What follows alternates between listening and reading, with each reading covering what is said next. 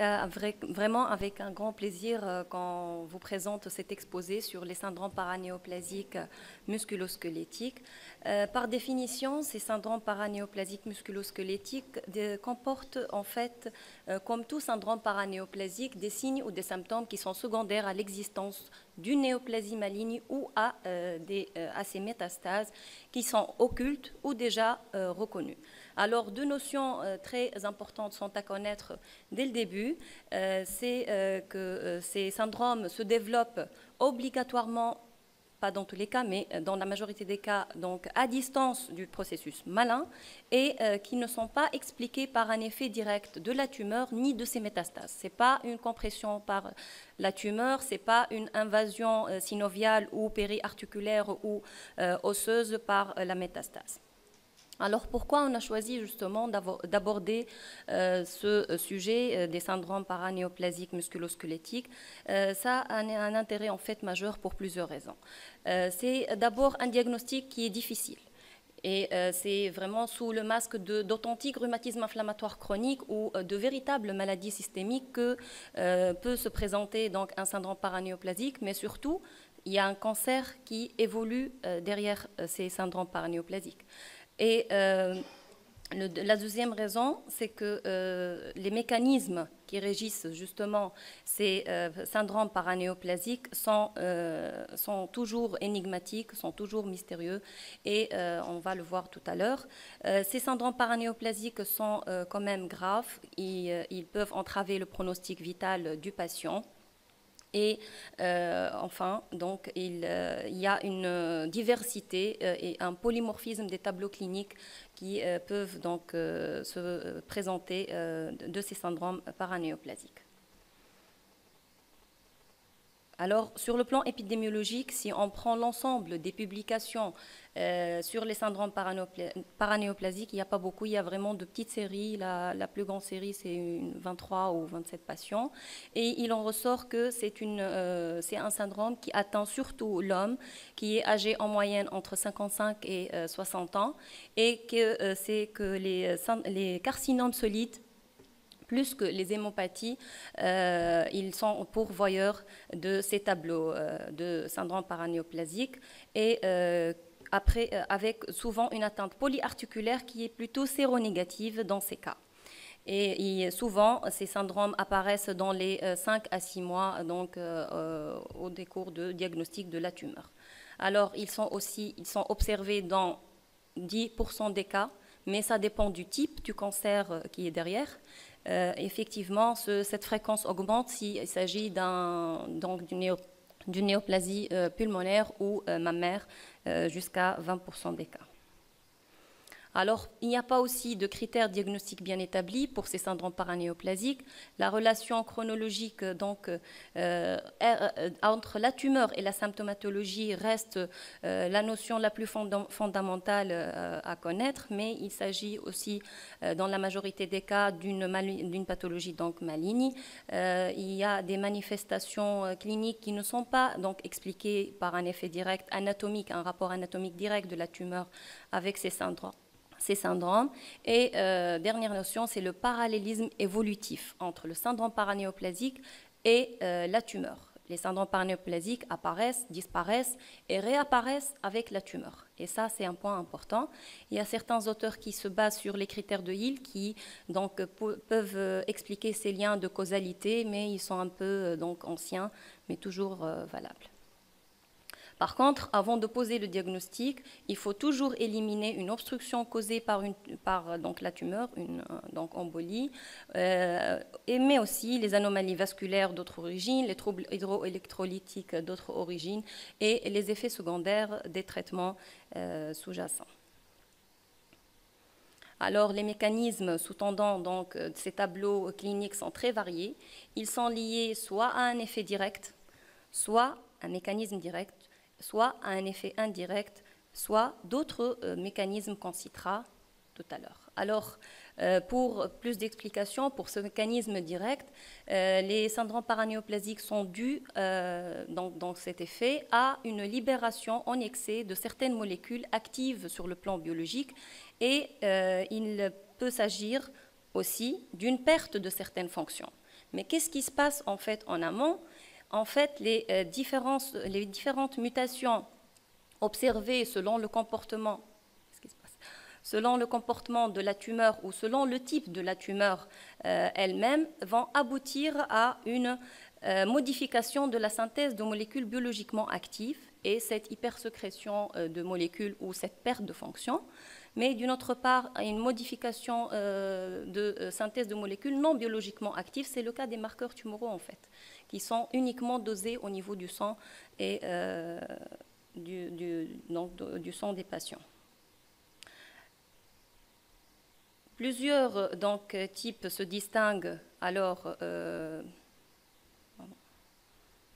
Voilà. Plusieurs types de syndrome paranéoplasique se distinguent à partir de cet effet direct. Il y a ceux, je sais pas ce qui se passe.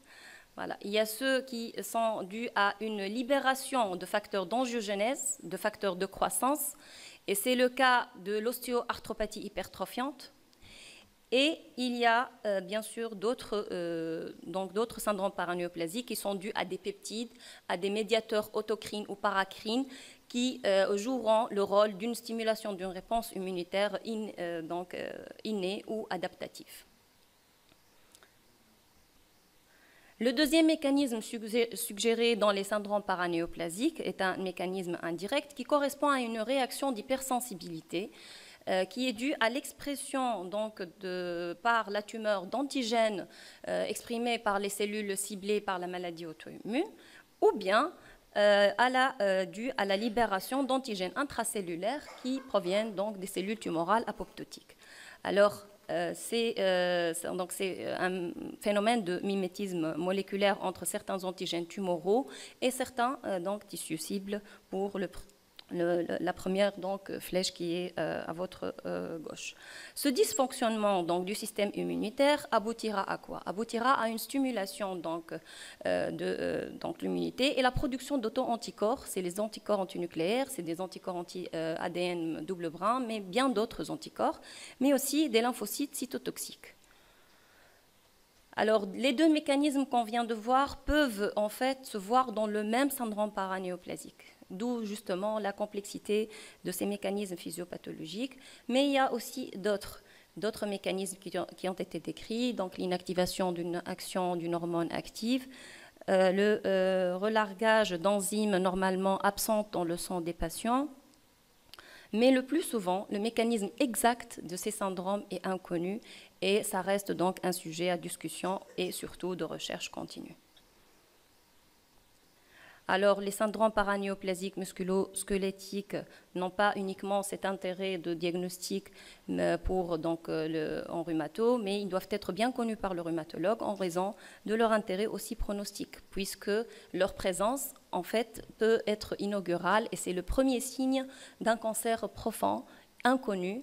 Donc, il pourra bien être sujet d'un traitement précoce et améliorer le pronostic du patient, ou hélas, justement, à un diagnostic plutôt tardif et à un cancer plutôt à stade tardif. Mais aussi, les syndromes paranéoplasiques peuvent être le premier signe d'une récidive, et c'est un marqueur évolutif, donc il pourra être la sonnette d'alarme pour ces cas-là. D'où l'importance justement de connaître les différents tableaux qui peuvent donc se voir dans ces syndromes paranéoplasiques. Et il y a une grande diversité de ces manifestations paranéoplasiques. Et alors justement, il y a vraiment une liste très importante et une variété importante qui pourra se voir et qui peuvent être classées en syndrome ostéo-articulaire, neuromusculaire, vasculaire, cutané et bien d'autres divers que Dr Boussaïd va les détailler. Donc, on va commencer par les manifestations ostéo-articulaires. Vous voyez que la liste est grande, c'est une grande liste, mais qui n'est pas exhaustive. Donc, en tant que rhumatologue, on doit toujours garder à l'esprit que un cancer peut évoluer sous le masque d'une polyarthrite, particulièrement lorsqu'elle est lorsqu'elle survient de façon explosive chez une personne âgée. C'est pour cela que des critères d'aide au diagnostic ont été élaborés. Donc, on doit penser à une polyarthrite paranéoplasique devant un homme âgé de plus de 50 ans. Le délai d'apparition du cancer par rapport à la polyarthrite doit être inférieur à 6 mois. La polyarthrite peut être symétrique, mais surtout asymétrique. Elle est très inflammatoire, prédominant au niveau des membres inférieurs. Elle est caractérisée par la faible réponse aux corticoïdes, une absence de facteurs rhumatoïdes et de nodules rhumatoïdes. Mais elle peut être aussi pseudonodulaire typique, séropositif dans de rares cas. Elle est aussi caractérisée par les signes généraux importants, la CRP élevée, à la radiographie, l'absence d'érosion, les cancers les plus incriminés étant le poumon, le côlon, la prostate et le sein. Alors on passe à la pseudomaladie de Still paranéoplasique. La maladie de Still doit rester un diagnostic d'élimination, mais on a décrit des tableaux faits de polyarthrite fébrile, d'éruption maculopapuleuse fugace, de polynucléose neutrophile et d'anomalies hépatiques associées à certains cancers. La physiopathogénie de cette maladie de Still reste inconnue, mais on a incriminé le rôle de l'IL-18 dans les cancers du sein, de l'IL-1 et de l'IL-6 dans les cancers papillaires thyroïdiens. Le tableau précède généralement immédiatement le cancer. Il peut s'agir d'un syndrome myéloprolifératif, d'un cancer épidermoïde ORL, d'un cancer du sein ou de ses métastases. Alors, le syndrome RS3-PE, en plus des manifestations cliniques de la forme bénigne qu'on connaît tous, il s'y ajoute un début brutal chez un homme de plus de 70 ans, une altération de l'état général qui est prolongée, la fièvre, la corticorésistance aux dépendances, les cancers les plus incriminés étant l'estomac, l'endomètre, le lymphome non-Hodgkinien, la prostate et le côlon. Un taux élevé de la métalloprotéase L3 a été impliqué dans la pathogénèse de ce syndrome. La pseudopolyarthrite rhizomélique paranéoplasique. L'association cancer-PPR reste mal élucidée. La PPR en tant que syndrome paranéoplasique en elle-même étant rare. Il existe une atteinte asymétrique, voire unilatérale, associée à une fièvre, à une fatigue. La VS est anormalement élevée ou basse. Et il existe une corticorésistance. Alors, l'ostéoarthropathie hypertrophiante pneumique, c'est le syndrome paranéoplasique le mieux connu en rhumatologie. C'est un syndrome associant un syndrome clinique et radiologique fait d'hypocratisme digital, de polyarthrite subaiguë ou chronique, de périostose désolant qui évolue de façon progressive. Alors, elle survient surtout chez l'homme. Plusieurs hypothèses pathogéniques ont été élaborées, la plus retenue étant celle du shunt droite-gauche. Alors, ce syndrome est souvent révélateur dans 50% des cas, 4 à 5 mois avant le cancer. Le tableau clinique est fait d'arthralgie, d'hypocratisme digital, d'hypertrophie des parties molles, de phénomènes vasomateurs. La VS est généralement élevée. Et le cancer le plus pourvoyeur de ce syndrome étant le cancer bronchique non à petites cellules. Alors, le traitement de ce syndrome, le traitement curatif de ce syndrome étant l'exérèse de la tumeur, plus ou moins la radiochimiothérapie. Pour les arthralgies, les ontalgiques, les ayanistes et la corticothérapie sont inefficaces. On a essayé la pamidronate avec de bons résultats, de même pour l'acide zolhydronique. Le pronostic de cette atteinte dépend du type, de l'agressivité et du stade de la tumeur. Et si on traite la tumeur causale, on a une amélioration des atteintes. La réapparition de l'hypocratisme digital signe la rechute ou l'apparition de métastases. Alors, l'arthropathie amyloïde, il s'agit d'un dépôt extracellulaire de protéines fibreuses, surtout au niveau de la synoviale, surtout aussi au niveau des poignets, des épaules et des genoux. L'atteinte est généralement symétrique, peu douloureuse, érosive et le liquide est aussi cellulaire. Elles accompagnent généralement le myélome multiple dans 5% des cas. La goutte secondaire, il existe une hyperuricémie associée à une hyperuraturie massive. Les dépôts uratiques siègent au niveau articulaire et rénaux. Ce syndrome peut survenir avant ou après une chimiothérapie. Dans ce cas-là, elle serait liée à un syndrome de lyse tumorale et ça justifie une prise en charge préventive systématique par l'allopurinol. Alors, l'ostéomalacie oncogénique, elle serait due à une sécrétion de substances qui inhibent la réabsorption tubulaire du phosphate et empêche la 1-hydroxylation de la vitamine D. Il en résulte une hypophosphorémie, une hyperphosphaturie, la calcémie étant normale, la phosphatase alcaline élevée, la PTH normale, la 1,25 vitamine D3 diminuée. Les tumeurs les plus incriminées étant les tumeurs bénignes et mésenchymateuses. Il s'agit généralement de petites tumeurs. C'est pour ça qu'on peut s'aider du PET scan pour le diagnostic de ces tumeurs. Alors on passe au syndrome paranéoplasique neuromusculaire. On va commencer par les myopathies inflammatoires paranéoplasiques. Elles sont souvent inaugurales. La dermatomyosite et la polymyosite sont associées à un cancer dans 7 à 24% des cas. Elles sont plus fréquentes avec l'âge. Le syndrome cutané est inaugural, surtout les papules de Coutran qui sont très spécifiques. La CRP est très élevée. Les anticorps anti-P155 sont très spécifiques du caractère paranéoplasique de la myopathie. Alors, des traitements immunosuppresseurs tels que les corticoïdes, le méthotrexate, l'azatioprine et le rituximab ont été essayés, mais peu efficaces. Le syndrome myasthénique de Lambert-Eaton, il s'agit d'une diminution du relargage de l'acétylcholine au niveau de la jonction neuromusculaire par des anticorps anticanocalciques voltage dépendants présynaptiques. Il en résulte un tableau fait de fatigabilité, de myalgie, d'hyporéflexie, faiblesse musculaire pelvienne et une dysautonomie. À l'EMG, on a un bloc neuromusculaire. Et le cancer le plus pourvoyeur de ce syndrome étant le cancer du poumon à petites cellules. Le syndrome de l'homme raide. Le tableau associe une rigidité progressive, diffuse, axiale et des membres inférieurs à un spasme musculaire qui est généralement déclenché par des mouvements volontaires, l'émotion, les bruits, les stimulus somesthésiques. Et les réflexes sont généralement douloureux. On passe au syndrome paranéoplasique vasculaire.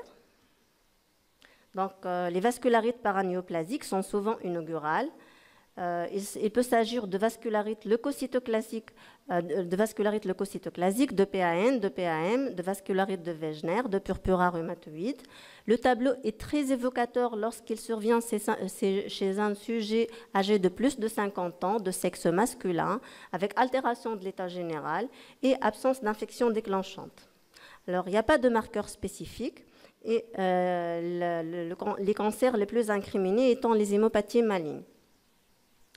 Le syndrome de Raynaud paranéoplasique survient surtout chez les femmes de plus de 50 ans. Il est souvent sévère, l'évolution étant rapide vers la nécrose. L'érythroméalgie paranéoplasique, donc il s'agit d'accès douloureux aux extrémités, surtout au niveau des pieds, associés à des érythèmes et une augmentation de la chaleur locale. L'évolution se fait par crise. La chaleur et les exercices physiques déclenchent ces crises. Le froid et l'aspirine les diminuent. Alors on passe au syndrome paranéoplasique cutané. Donc, les fasciites palmaires et arthrite ou ce qu'on appelle le syndrome de Metzger survient surtout chez les femmes de plus de 50 ans. Le tableau est fait d'un enraidissement des mains, d'un œdème palmaire nodulaire, des troubles vasomoteurs, d'arthrite. L'atteinte est souvent bilatérale et précède le cancer de 1 à 25 mois. Elle est souvent associée à une capsulite rétractile de l'épaule. La radiographie montre une déminéralisation osseuse localisée sous-chondrale. La scintigraphie, une hyperfixation intense. Et à la biopsie, on trouve une fasciite fibreuse. Alors le pronostic reste sombre et le cancer le plus incriminé étant celui de l'ovaire. La fasciite éosinophile au syndrome de Shulman donc survient surtout chez la femme. Il existe une induration sous-cutanée, surtout au niveau des extrémités, avec une rétraction articulaire, le signe de Cagnon étant très spécifique. Il existe à la biologie une éosinophilie sanguine avec hypergamma. Et les syndromes myélo- ou lymphoprolifératifs ou le cancer mammaire étant très pourvoyeurs de ce syndrome, il n'y a pas de réponse à la corticothérapie. La régression est inconstante après le traitement de la tumeur. Le syndrome arthrite paniculite paranéoplasique, il s'agit d'une infiltration graisseuse sous-cutanée. Le tableau est fait de nodules sous-cutanés douloureux qui peuvent se liquéfier, laissant sourdre un liquide jaunâtre. Associé à des mono- ou polyarthrites, une hyperéosinophilie, la pathogénie de ce syndrome reste inexpliquée, la corticothérapie étant inefficace. Le cancer le plus pourvoyeur de ce syndrome étant celui du pancréas. Et la régression après le traitement du cancer est possible. Alors, il existe d'autres syndromes paranéoplasiques dont va nous parler Dr. Qiq. Effectivement, de véritables tableaux de connectivite aussi peuvent se voir et on pose le diagnostic à tort d'une connectivite, une véritable donc, connectivite. C'est le cas du syndrome lupus-like et il y a beaucoup donc, de cas où le diagnostic de lupus érythématodisséminé a été porté à tort et avec un syndrome typique avec des anticorps antinucléaires et tout le cortège d'un lupus. Et on note donc une fréquence particulière dans ce syndrome des anticorps antiphospholipides. La corticothérapie est inefficace et souvent efficace dans ces cas-là.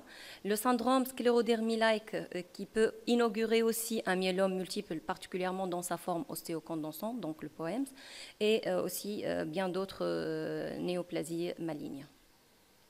Alors, il y a aussi pas mal de publications donc sur le rhumatisme de Jacob-paranéoplasique qui est accompagné des néoplasies du poumon et des néoplasies du foie. Là aussi, pour la polychondrite atrophiante, quelques cas ont été rapportés avec des hémopathies malignes, le leucémie ou le lymphome. L'algodystrophie ou le syndrome douloureux donc régional complexe peut s'associer aussi à des tumeurs malignes de différents types, mais juste une note, c'est que quand on est devant une atteinte extensive, un syndrome épaule-main avec une altération de l'état général chez un patient qui est quand même un peu âgé, il faut penser à une tumeur de l'apex pulmonaire ou bien une tumeur mammaire qui est derrière ce syndrome. On ne peut pas finir sans parler donc rapidement de l'hypercalcémie paranéoplasique qui est due à une sécrétion donc anormale de PTH related peptide, donc une PTH-like, qui va partager avec la PTH, la parathormone biologique, un même récepteur et certains effets biologiques similaires. Et donc c'est les néoplasies du poumon, du sein, du rein qui sont associées à ces hypercalcémies surtout. Donc pour conclure, les syndromes paranéoplasiques sont donc des syndromes qui sont divers, qui restent rares, mais qui sont à évoquer quand même devant donc, de nombreuses situations rhumatologiques qui peuvent être communes, où l'origine néoplasique ne nous vient pas à l'esprit. Et donc, quand même, différents arguments peuvent donc nous orienter dans notre exercice donc, du clinicien avec ces situations qui sont très diverses, comme on a vu, et on n'a pas cité tout. Et donc, d'où là, il faut être un peu vigilant donc, devant ces signes-là. Il y a donc juste vraiment un équilibre qu'il faut trouver. À trouver donc entre la limitation des explorations à un examen clinique classique, des explorations donc de débrouillage classique, jusqu'à la réalisation ou la demande d'un PET scan. Et bien sûr, si le traitement tumoral est définitivement efficace, si la tumeur est complètement donc guérie, ces manifestations donc musculo-squelettiques vont disparaître et ne réapparaîtront que s'il y a une récidive. On vous remercie pour votre attention.